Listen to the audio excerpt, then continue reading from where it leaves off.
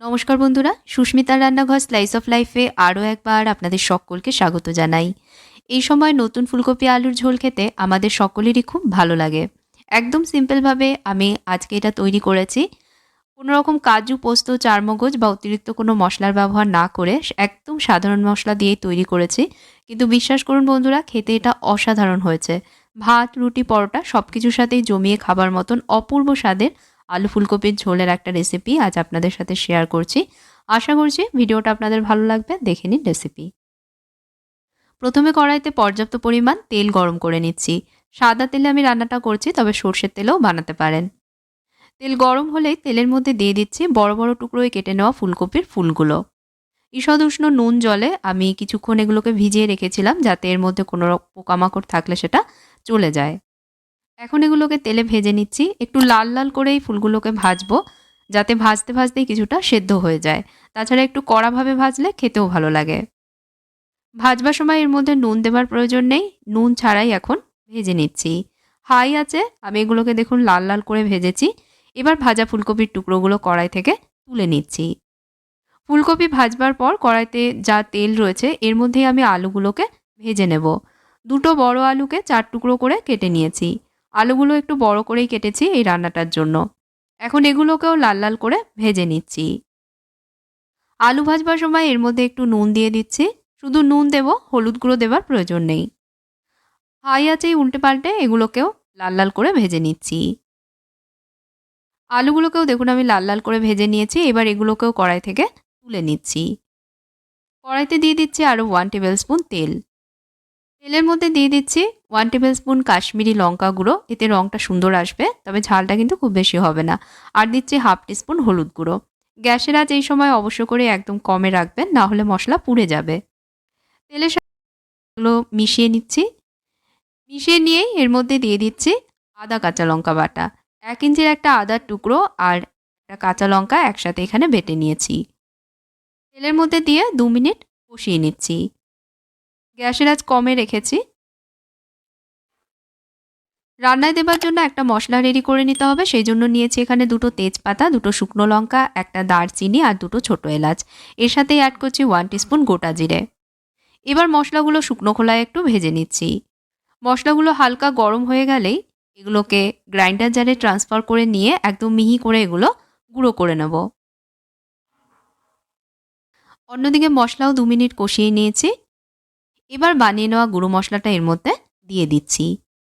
পুরো মশলাটাই আমি কড়াইয়ের মধ্যে দিয়ে দিলাম। গুঁড়ো মশলা এর সাথে মিশিয়ে নিয়ে আরও 2 মিনিট মশলা কষিয়ে নেব। কষানোর সময় এর মধ্যে অল্প জল দিয়ে দিচ্ছি, যাতে মশলা পুড়ে না যায়। কড়াই ঢেকে দিয়ে মশলা কষাচ্ছি। এভাবে আমি 2-3 মিনিট কষিয়েছি। মশলা থেকে দেখুন তেল ছেড়ে দিয়েছে। এখন এর মধ্যে দিয়ে দিচ্ছি 2 টেবিল স্পুন টক দই। টক দই দেবার পর মশলার সাথে মিশিয়ে নিয়ে কষাবো দই থেকে তেল না ছাড়া অবধি। খুবই সিম্পল একটা রান্না বন্ধুরা, অথচ দুর্দান্ত খেতে হয়। একবার এভাবে বানিয়ে দেখবেন, আশা করছি আপনাদের ভালো লাগবে।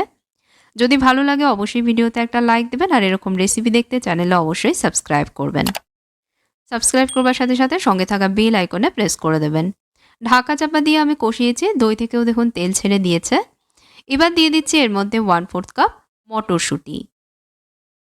আমি এখানে ফ্রোজেন মটরশুঁটির ব্যবহার করছি, তবে টাটকা মটরশুঁটিও নেওয়া যাবে। এর মধ্যে একটু নুন দিয়ে মশলার সাথে এখন এগুলোকেও 1-2 মিনিট কষিয়ে নিচ্ছি। কড়াইতে ঢাকনা দিয়ে দিচ্ছি। ঢাকা দিয়ে 1-2 মিনিট লো মিডিয়াম আঁচে কষিয়েছি। এবার ভাজা আলু ফুলকপিগুলো কড়াইয়ের মধ্যে দিয়ে দিচ্ছি।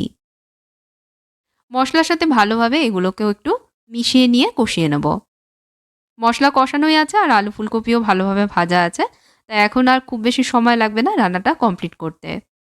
মশলার সাথে এগুলোকেও একটু কষিয়ে নেব। কড়াইতে ঢাকনা দিয়ে 1-2 মিনিটের জন্য কষিয়ে নিচ্ছি। 1-2 মিনিট মশলার সাথে কষিয়ে নিয়েছি। এখন দিয়ে দেবো এর মধ্যে গরম জল। যেমন গ্রেভি রাখবেন সেই অনুযায়ী জল দেবেন। অবশ্যই গরম জল দেবেন, এতে রান্নার টেস্টও বাড়বে আর আলু ফুলকপিও সহজেই সেদ্ধ হবে। স্বাদ মতন এর মধ্যে দিয়ে দিতে হবে নুন। আপনারা অবশ্যই নিজেদের স্বাদ অনুযায়ী নুন চিনি এর মধ্যে দেবেন। আমি আমার স্বাদ অনুযায়ী দিচ্ছি। 2টো কাঁচা পাকা লঙ্কা দিয়ে দিচ্ছি সুন্দর ফ্লেভারের জন্য। আর দিচ্ছি 1 টিস্পুন চিনি। ঝাল, টক এগুলো সুন্দরভাবে ব্যালেন্স করবার জন্য। ব্যাস, সব মিশিয়ে দিয়ে কড়াইতে ঢাকনা দিয়ে আলু ফুলকপি সেদ্ধ না হওয়া অবধি এখন অপেক্ষা করব। প্রায় 7-8 মিনিট এভাবে রান্না করেছি। দেখে নিচ্ছি আলু সেদ্ধ হয়েছে কিনা। আলু সেদ্ধ হয়ে গেছে, মানে ফুলকপিও সেদ্ধ হয়ে গেছে।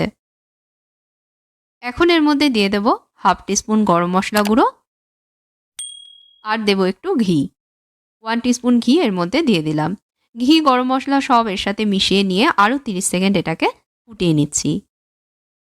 ব্যাস, তাহলেই রেডি হয়ে গেল অপূর্ব স্বাদে নিরামিষ আলু ফুলকপির ঝোল বা তরকারি। একবার আমার পদ্ধতিতে এভাবে করে সিম্পলভাবে বানিয়ে দেখবেন বন্ধুরা, কথা দিচ্ছে আপনাদেরও ভালো লাগবে।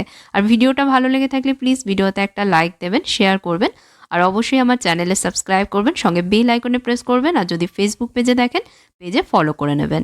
তাহলে আজকের মতন বিদায় নিচ্ছি। আপনারা ভালো থাকবেন, ভালো রাখবেন। ধন্যবাদ।